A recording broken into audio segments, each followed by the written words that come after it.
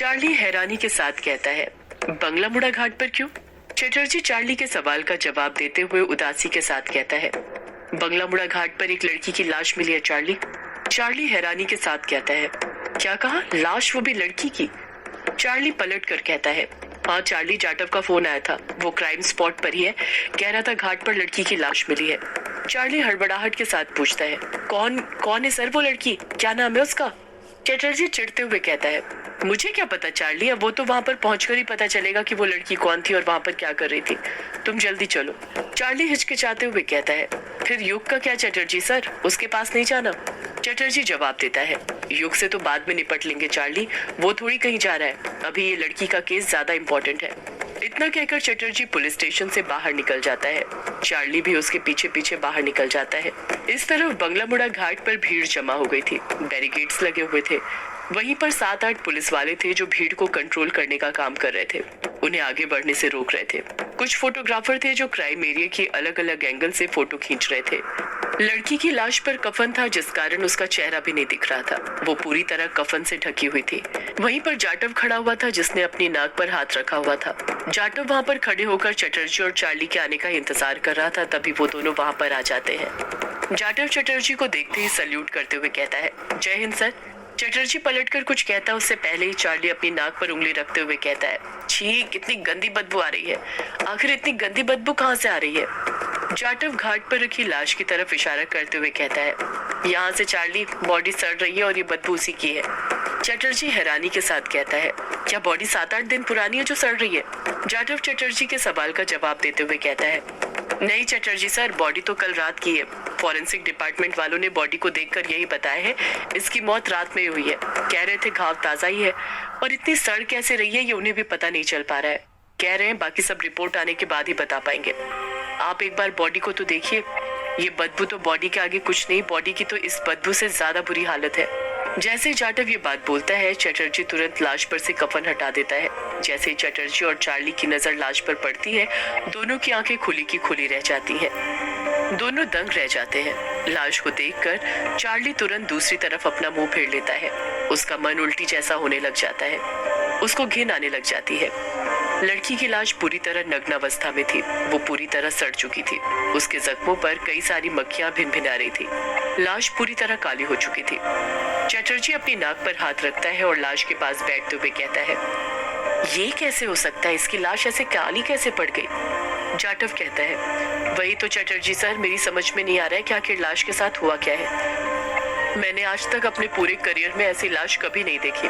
मैंने क्या, forensic department वाले भी, उनके भी समझ में नहीं आ रहा था कि लाश के साथ क्या किया गया है। जाटव अपनी उंगली से लाश की तरफ इशारा करते हुए कहता है, ये जख्म देखिए इसके जरा सर। फॉरेंसिक डिपार्टमेंट वाले कह रहे थे, ऐसा लगता है जैसे किसी ने इसे मारने से पहले इसके साथ रेप किया है। ये खरोच के निशान उसी के हैं। जाटव के कहने पर चटर्जी उन जख्मों को गौर से देखने लग जाता है। जाटव हाँ में अपना सिर हिलाते हुए खुद से बड़बड़ाता है, हाँ सर, मैं भी पूरी गारंटी के साथ कह सकता हूँ, ये लंबे लंबे निशान नाखूनों के खरोच के ही निशान है। खूनी ने इसे मारने से पहले जरूर इसके साथ रेप किया होगा, बहुत तड़पाया होगा। हाँ सर, रेप ही किया होगा। चार्ली उसी वक्त जाटव को बीच में टोकते हुए कहता है, रेप नहीं जाटव, संभोग। और तुझे भी पता है पूरे गांव में किसके अंदर सबसे ज्यादा हवस भरी हुई है, कौन संभोग करके शिकार करता है। चार्ली के इतना कहते ही जाटव के मुंह से अपने आप निकल जाता है, यक्षिणी। चार्ली हामी भरते हुए कहता है, हाँ जाटव, यक्षिणी। यक्षिणी की तो हवस बढ़ गई है, तब तो वो अब औरतों को भी नहीं छोड़ रही है, उन्हें भी अपना शिकार बना रही है। मुझे तो लगता है इस बेचारी मासूम सी लड़की को भी उसने अपना शिकार बनाया होगा, और सिर्फ शिकार ही नहीं, मुझे तो लगता है उसने इसके अंदर प्रवेश करने की भी कोशिश करी है, तभी इस लड़की का शरीर इस तरह काला पड़ गया है।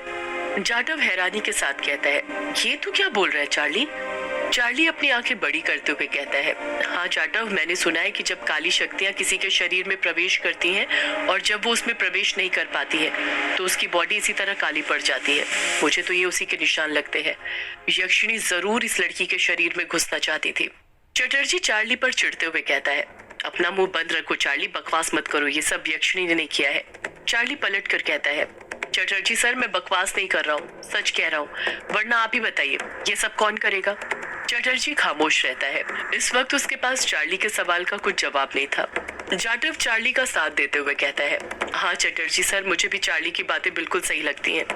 ये सब उसी यक्षिणी ने किया है, इसके पीछे उसी का हाथ है, वरना आप तो उस सुदेश पर शक कर रहे थे कि जितनी भी लड़कियों के शिकार हुए हैं उसी ने किए हैं, पर वो तो हवालात में बंद है। फिर आप ही बताइए, ये सब खून किसने किए हैं? चटर्जी कहता है, चलो चार्ली, तुम दोनों की बात मैं एक बार के लिए मान भी लूं, पर यक्षिणी तो अमावस्या और पूर्णिमा पर शिकार करती थी ना। फिर कल तो ना अमावस्या थी ना पूर्णिमा, फिर ना ही अष्टमी, पर फिर उसने कल एकदम अचानक से शिकार कैसे कर लिया? चटर्जी तुरंत बोल पड़ता है, हवस चटर्जी सर, हवस सब कुछ करवा सकती है। हवस में तो इंसान किसी भी हद तक गिर जाता है, फिर वो तो यक्षिणी है, यक्षिणी, एक अभिशापित यक्षिणी जिसने उसे डायन बना दिया। हो सकता है कि वो अमावस्या और पूर्णिमा पर शिकार करने के लिए निकली हो, पर उसे कोई शिकार ही नहीं मिला हो, और कल रात जैसे ही उसके इलाके में कोई आया उसने उसे अपना शिकार बना लिया। और देखिए, ये इसकी लाश भी हमें निर्वस्त्र घाट पर ही मिली है, और ये सबूत है कि इसका शिकार यक्षिणी नहीं किया है, क्योंकि यक्षिणी ही इस तरह निर्वस्त्र करके घाट पर शिकार करती है। चटर्जी अपना शातिर दिमाग दौड़ाते हुए कहता है, होने के लिए तो फिर ये भी हो सकता है ना चार्ली कि कोई हमें मजबूर कर रहा है कि हम इस चीज पर विश्वास कर ले कि शिकार यक्षिणी कर रही है, ताकि हम सुदेश को छोड़ दें, सुदेश पर से हमारा सारा शक हट जाए। चटर्जी जाटव की तरफ देखते हुए कहता है, क्यों जाटव, मैं सही बोल रहा हूँ ना? जाटव घबराते हुए हड़बड़ाहट के साथ कहता है, हाँ सर, आप सही बोल रहे हैं, ऐसा हो सकता है। चटर्जी चार्ली और जाटव दोनों को समझाते हुए कहता है, इसलिए तुम दोनों हवा में तीर चलाना बंद करो। बिना इन्वेस्टिगेशन के हम किसी नतीजे पर नहीं निकल सकते हैं। इन्वेस्टिगेशन शुरू कर दो। जाटव, कुछ पता चला ये लड़की कौन थी? जाटव चटर्जी के सवाल का जवाब देते हुए कहता है, सर पता किया है मैंने, गांव में इस लड़की को कोई नहीं जानता है। जितना मुझे लगता है ये गांव की नहीं है, बाहर से आई हुई ही लगती है। जाटव कुछ याद करते हुए कहता है, हाँ सर, एक और बात, इसका बैग मिला था जिस पर इसका नाम लिखा था, मोनिका नाम है इसका। चटर्जी कहता है, बैग कहाँ पर मिला था जाटव? यहीं घाट पर? जाटव हड़बड़ाहट के साथ कहता है, नहीं सर, घाट पर नहीं, जंगल में। चटर्जी हैरानी के साथ कहता है, क्या कहा, जंगल में? जाटव हामी भरते हुए कहता है, हाँ सर, जंगल में। चटर्जी कुछ सोचते हुए कहता है, बैग जंगल में मिला और लाश यहाँ पर, ये बात कुछ हजम नहीं हो रही है। इतना कहकर चटर्जी अपने आसपास देखने लग जाता है। उसके एक्सप्रेशन से साफ समझ आ रहा था कि वो कुछ ढूंढ रहा था। चार्ली से रहा नहीं जाता और वो तुरंत चटर्जी से पूछ बैठता है, चटर्जी सर, आप कुछ ढूंढ रहे हैं? चटर्जी चार्ली के सवाल का जवाब देते हुए कहता है, हाँ चार्ली, कपड़े, मोनिका के कपड़े ढूंढ रहा हूँ। जाटव, क्या तुम्हें मोनिका के कपड़े मिले? जाटव ना में अपना सिर हिलाते हुए कहता है, नहीं सर, अभी तक तो नहीं मिले। चटर्जी खुद से बड़बड़ाता है, लाश मिली, बैग मिला, लेकिन कपड़े नहीं मिले। फिर आखिर कपड़े कहाँ गए? अगर मान ले मोनिका बाहर से आ रही थी तो अब वो इस हालत में तो आ नहीं सकती, उसने कपड़े तो जरूर पहने होंगे। चटर्जी सोच में डूब जाता है और सोचते हुए अपने आसपास देखने लग जाता है। चटर्जी अपने आसपास देख ही रहा था कि तभी उसे घाट पर ही किसी को घसीटने के निशान मिलते हैं जो रेत पर छप गए थे। रात में बारिश हुई थी, जिस वजह से रेत गीली थी और वो निशान साफ दिख रहे थे। चटर्जी जाटव से रेत पर बने निशानों की तरफ इशारा करते हुए कहता है, जाटव, तुमने इन निशानों का पीछा किया कि ये कहाँ तक गए हैं? जाटव जवाब देता है, नहीं सर, नहीं किया। वो क्या है ना, मुझे भी ज्यादा वक्त नहीं हुआ है यहाँ पर आए हुए। मैं फॉरेंसिक डिपार्टमेंट वालों के साथ था, उनसे बात कर रहा था तो मेरा इन निशानों पर ध्यान ही नहीं गया।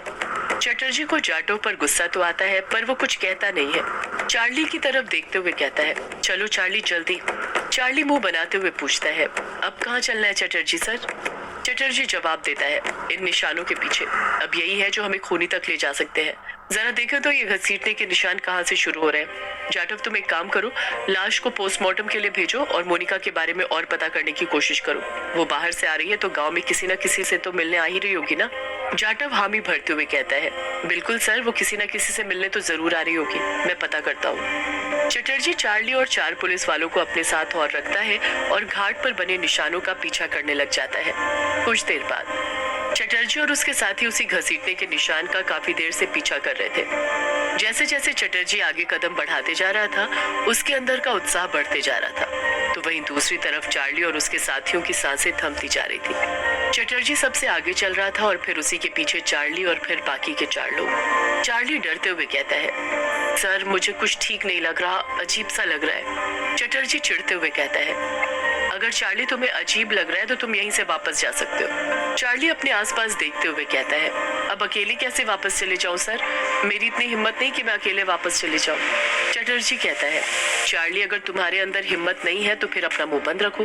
दिख नहीं रहा हमें कितने सबूत मिल रहे हैं? पहले हमें मोनिका का मोबाइल मिला, फिर ये घसीटने के निशान। चार्ली खामोश ही रहता है। चटर्जी आगे कहता है, चार्ली चुपचाप निशानों का पीछा करते रहो, हम गुनहगारों की तरफ ही अपने कदम बढ़ा रहे हैं। चार्ली डरते हुए कहता है, गुनहगारों की तरफ नहीं चटर्जी सर, हम अपनी मौत की तरफ कदम बढ़ा रहे हैं, जरा आप सामने देखिए। चार्ली के इतना कहते ही चटर्जी जब अपना सिर ऊपर करता है तो देखता है कि उसके सामने ग्रेवयार्ड कोठी थे और किसी के घसीटने के निशान वहीं पर आकर खत्म हो रहे थे, या यूं कहें कि घसीटने की शुरुआत वहीं से हुई थी। ग्रेवयार्ड कोठी का दरवाजा खुला हुआ था। चटर्जी अपने चेहरे पर मुस्कान लाते हुए कहता है, चार्ली हम अपनी मौत की तरफ नहीं बल्कि गुनहगारों की मौत की तरफ अपने कदम बढ़ा रहे हैं। ये कोठी तो युग की है ना, वही अपने दोस्तों के साथ यहाँ पर रहता है ना। चार्ली तुरंत बोल पड़ता है, रहता है नहीं सर, रहता था। अब वो अपने बड़े पापा के साथ रोंगकामुचा गांव में उनकी हवेली में रहता है, मैंने बताया तो था आपको। चटर्जी अपनी भवें ऊपर करते हुए कहता है, उनके घर रहता है, पर क्यों? चार्ली ना में अपना सिर हिलाते हुए कहता है, पता नहीं सर। चटर्जी होशियारी के साथ कहता है, पर मुझे पता है। चार्ली तुरंत हड़बड़ाहट के साथ पूछता है, क्यों सर? सदियों से है